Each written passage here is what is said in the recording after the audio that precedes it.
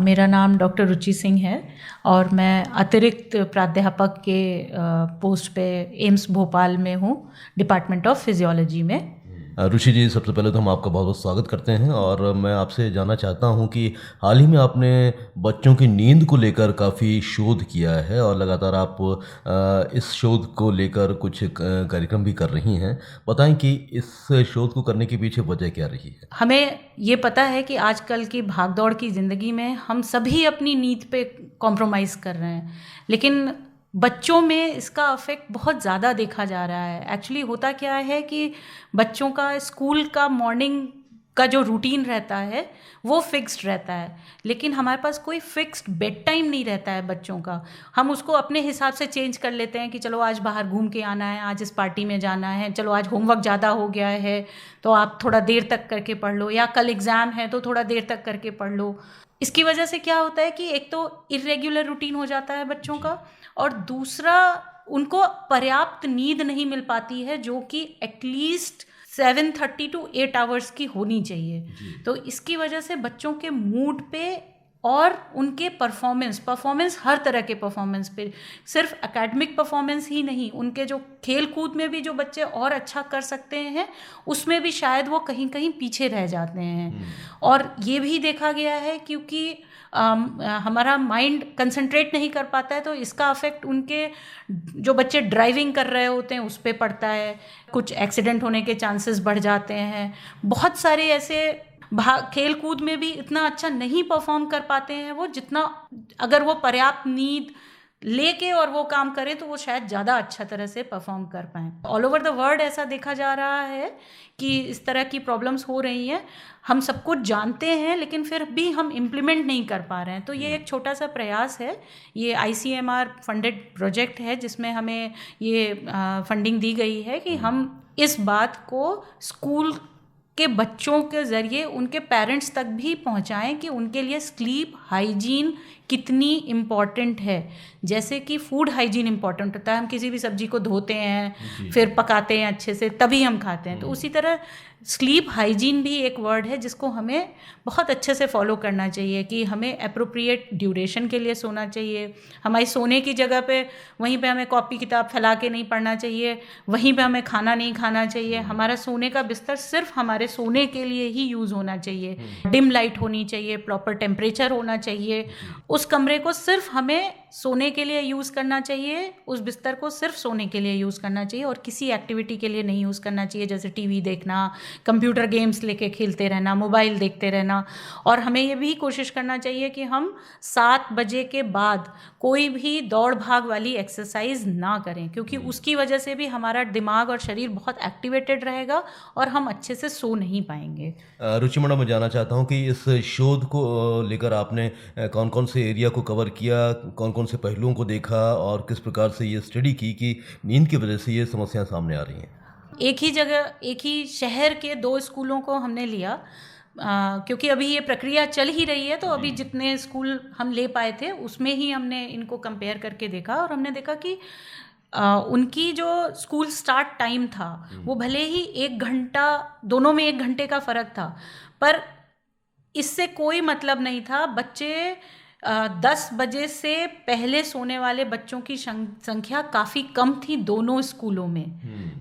जो sleep deprivation हम जिसको कहते हैं, जो कि एप्रोप्रिएट स्लीप ना मिलने की वजह से जितने घंटे की उनकी स्लीप अफेक्टेड हो गई उसको हम स्लीप डेप्रिवेशन कहते हैं, वो उन बच्चों में ज़्यादा था, उन स्कूल के बच्चों में ज़्यादा था जिनकी बेल टाइमिंग्स जल्दी थी।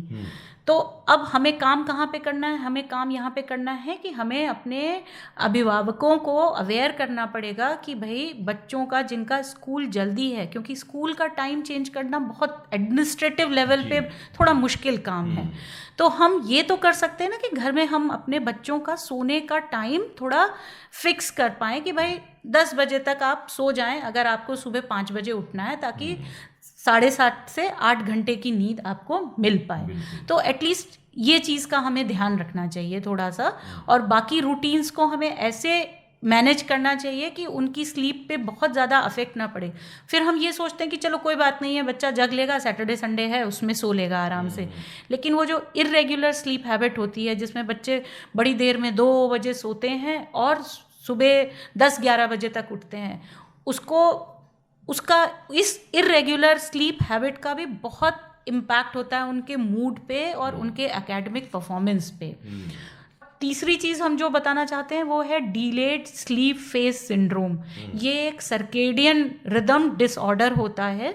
जैसे हमने देखा होगा कि जो हमारे घर के बुजुर्ग होते हैं वो अमूमन जल्दी सो जाते हैं, उसको हम एडवांस स्लीप फेज सिंड्रोम कहते हैं। वैसे ही ये बच्चों में जब प्यूबर्टल एज ग्रुप होती है, जब वो बच्चों से एडोलेसेंट की वाली उम्र की तरफ बढ़ रहे होते हैं, तो बहुत सारे उनके अंदर फिजियोलॉजिकल चेंजेस होते हैं, जिसमें उसमें से एक ये भी आता है कि वो अपनी स्लीप को डीले करके सो रहे होते हैं। एक तो ये फिजियोलॉजिकल होता है, दूसरा बिहेवियरल हो जाता है कि पेरेंट्स की बात उतनी नहीं सुन रहे हैं या उनको लगता है कि अब कोई फ़र्क नहीं पड़ता है। तो उसकी वजह से क्या होता है कि धीरे धीरे करते करते वो इस फेज़ में चले जाते हैं जिसको कि हम डिलेड स्लीप फेज सिंड्रोम कहते हैं, जिसमें उनको 2-3 बजे के पहले नींद ही नहीं आती है और फिर वो सुबह उठ ही नहीं पाते हैं अपने टाइम पे।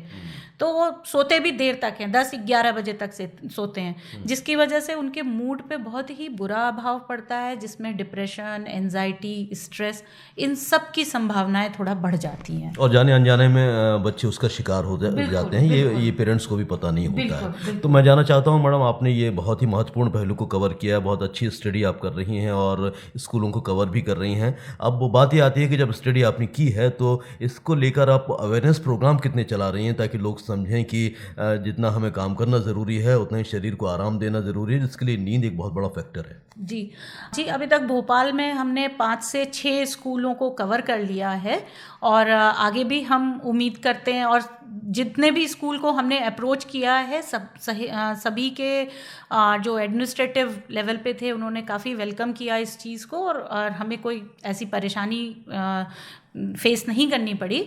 और आगे हम उम्मीद करते हैं कि हम अभी एटलीस्ट 10 स्कूल्स डिफरेंट जियो स्पेशल उसमें हम एनरोल करेंगे पूरे भोपाल में से। और हमारी तो यही कोशिश रहेगी कि हम ज़्यादा से ज़्यादा बच्चों तक ये बात को पहुंचा सकें, जिससे कि हमारी जो आगे आने वाली जनरेशन है वो एटलीस्ट जिस चीज़ को हम प्रिवेंट कर सकते हैं उसका शिकार ना बने। और इसमें हम ये भी उनको बताना चाहेंगे कि स्लीप हाइजीन फॉलो करना कितना महत्वपूर्ण है उनके मूड के लिए, उनके बिहेवियर के लिए, उनके आगे प्रोग्रेशन के लिए, उनके परफॉर्मेंस के लिए, भले ही वो किसी भी फील्ड को ऑप्ट करें।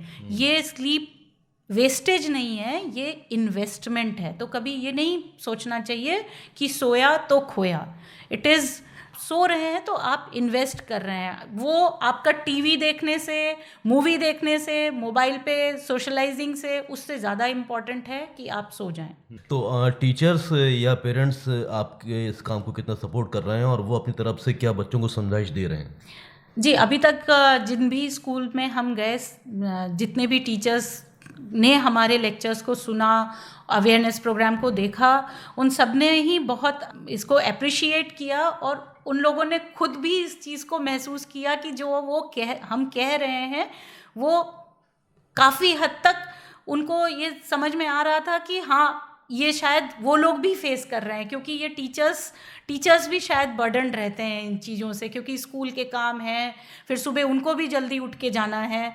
तो उन लोगों ने भी इन चीज़ों को बहुत अप्रिशिएट किया और बहुत सपोर्ट किया कि जहाँ पे बच्चे नहीं फॉर्म्स मान लीजिए अपनी रूटीन्स वगैरह जो भर के देनी थी नहीं दे पा रहे थे, तो उन लोगों ने भी उसमें हमें काफ़ी मदद किया, काफ़ी सपोर्ट किया इस प्रोग्राम। तो एम्स में फिजियोलॉजी डिपार्टमेंट में आप असिस्टेंट प्रोफेसर के रूप में काम कर रही हैं। हमारी इस महत्वपूर्ण बातचीत के अंत में क्या कहना चाहती हैं हमारे श्रोताओं से, क्योंकि नींद एक ऐसा फैक्टर है जो सिर्फ बच्चों के लिए ही नहीं बड़ों के लिए भी बहुत इंपॉर्टेंट है। तो किस प्रकार से सामंजस्य बिठाएं अपनी ज़िंदगी में और नींद को तवज्जो दें? देखिए, आजकल हम बहुत जल्दी सब कुछ अचीव करना चाहते हैं। मैं यही कहना चाहूँगी कि नींद को कॉम्प्रोमाइज़ मत करें। नींद हमारी एक फिजियोलॉजिकल नीड है और अगर हम नींद को कॉम्प्रोमाइज़ करते हैं तो बहुत सारी अर्ली ऑनसेट ऑफ बहुत डिजीज़ के चांसेस बढ़ जाते हैं, लाइक डायबिटीज़। आजकल आपने देखा होगा कि यंग ऑनसेट बहुत बढ़ गया है, हाइपरटेंशन, स्ट्रोक, एवरीथिंग पैथोफिजियोलॉजी होती है, जो मैकेनिज्म होता है ना, उसको बढ़ा देती हैं अगर हम एक फिजियोलॉजिकल वे में नहीं चल रहे हैं। तो नींद सभी के लिए बहुत इम्पॉर्टेंट है और एक हमारा रूटीन होना बहुत इम्पॉर्टेंट है। तो हमें ये कोशिश करनी चाहिए कि एटलीस्ट बड़ों में at least 7 hours of sleep is very important, और उनको एक रूटीन अगर बना रहेगा तो वो अच्छा रहेगा। जैसे कि एक्सरसाइज हमारी फिजिकल हेल्थ के लिए इम्पॉर्टेंट है, वैसे ही हमारी मेंटल हेल्थ के लिए one of the important factor sleep होता है। आपने ये देखा होगा कि बहुत सारे हमारे साइकेट्रिक पेशेंट्स होते हैं, उनमें स्लीप कम आती है या कम हो जाती है, तो ये वन ऑफ द मैनिफेस्टेशन होता है। तो धीरे धीरे हम कब उस तरफ चले जाते हैं कि हमको दवाओं का सहारा लेना पड़ता है, हमें पता नहीं लगता है। तो कोशिश करना चाहिए हमें कि हम एक फिजियोलॉजिकल लिमिट में अपनी नींद को ऑल्टर करें, उससे ज़्यादा ना ऑल्टर करें। बहुत ही महत्वपूर्ण चर्चा की रुचि मैडम आपने हमारे साथ में, और जो काम आप कर रही हैं वो बहुत ही महत्वपूर्ण है। हमें आशा है कि इस बातचीत को सुनकर हमारे जो भी श्रोता हैं वो ज़रूर इस पर नींद को तवज्जो देंगे और अपनी ज़िंदगी को बेहतर बनाएंगे। इतना समय देने के लिए आपका हम बहुत बहुत धन्यवाद देते हैं। जी, बहुत बहुत धन्यवाद।